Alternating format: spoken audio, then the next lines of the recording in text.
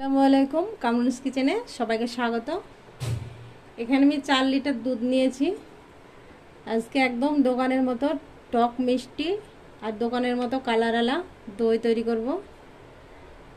4 litre দুধ অনেকটা ছিল, এতটা ছিল, আমি জাল করে কমিয়ে নিয়েছি। দুধ অনেকটা ঘন হয়ে গেছে, তাই দুধটা লেগে যাচ্ছে।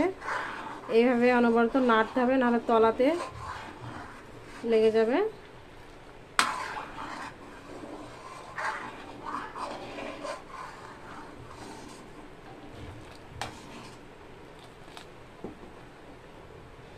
দুধ অনেকটা ঘন হয়ে গেছে, এবার আমি দুধটাকে নামিয়ে নেব।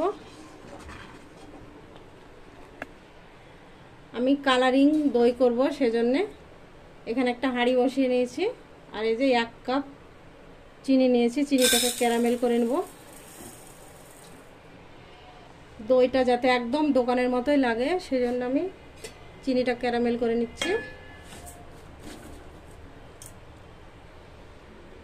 আর দইটা খুব ভালো করার জন্য দইটাকে সর যাতে না পড়ে, সেজন্য অনবরত দুধটাকে এইভাবে নাড়াতে হবে, নাড়াচাড়া করে ঠান্ডা করতে হবে একটু।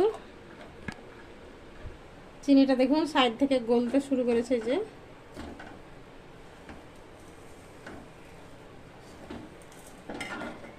চিনিটা দেখুন পুরো গলে গেছে, ক্যারামেল হওয়া শুরু করেছে, একটু হালকা বাদামি হয়েছে। আমি আর একটু করে নেব। দেখুন ক্যারামেলটা খুব সুন্দর হয়েছে। আর একটু যদি আরও কালার করতে গেলে কালো হয়ে যাবে। আর ক্যারামেলটা যদি পুড়ে যায় তাহলে তেতো হয়ে যাবে। আমি এবার এতে দুধ দিয়ে দেবো।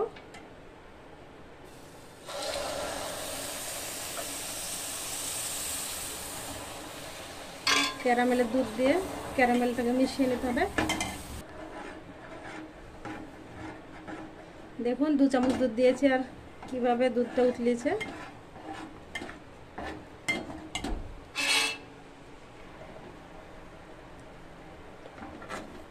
জাল করে ক্যারামেলটাকে দুধের সঙ্গে মিশিয়ে নিতে হবে। দেখুন এই যে গরমেই গলে যাবে।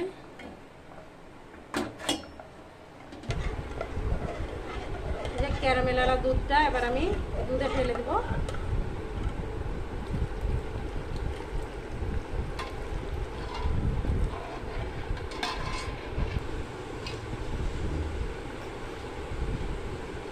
দুধটা এবার আমি একটু ঠান্ডা করে নেবো, খুব গরম আছে। এইভাবে নাড়াচাড়া করে ঠান্ডা করে নিতে হবে, সর বসতে দেওয়া যাবে না।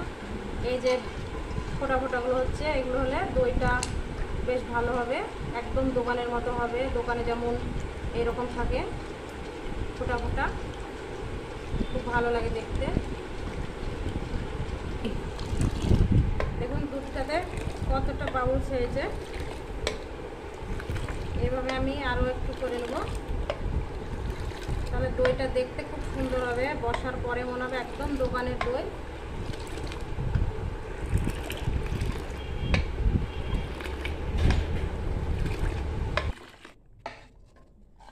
দুধটা খুব ভালো করে ঠান্ডা করে নিয়েছি, একটা আঙ্গুল চুবড়ানোর মতো। এই যে এখন অতিরিক্ত গরম পড়ছে, তাই খুব বেশি গরম দুধে বসানোর থেকে এরকম দুধে বসানোটাই ভালো।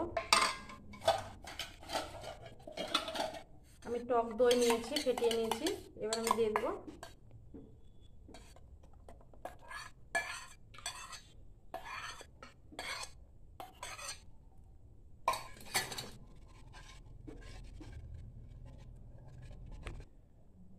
আমি এখানে দুটো এরকম বাটি নিয়েছি, আপনারা চাইলে মাটির ভাঁড়েও বসাতে পারেন। আমি বাটিতেই বসাই বাড়িতে।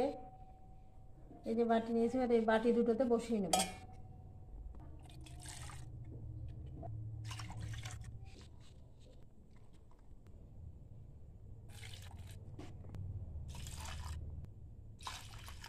এই যে দেখুন কতটা সুন্দরভাবে ফোম করে বসিয়ে দিয়েছি।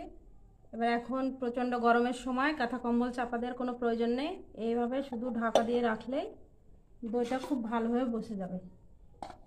আর কিছু চাপা দেওয়ার কোনো প্রয়োজন নেই। এইভাবে রাখলে দইটা 6-7 ঘন্টার মধ্যে খুব সুন্দরভাবে সেট হয়ে যাবে।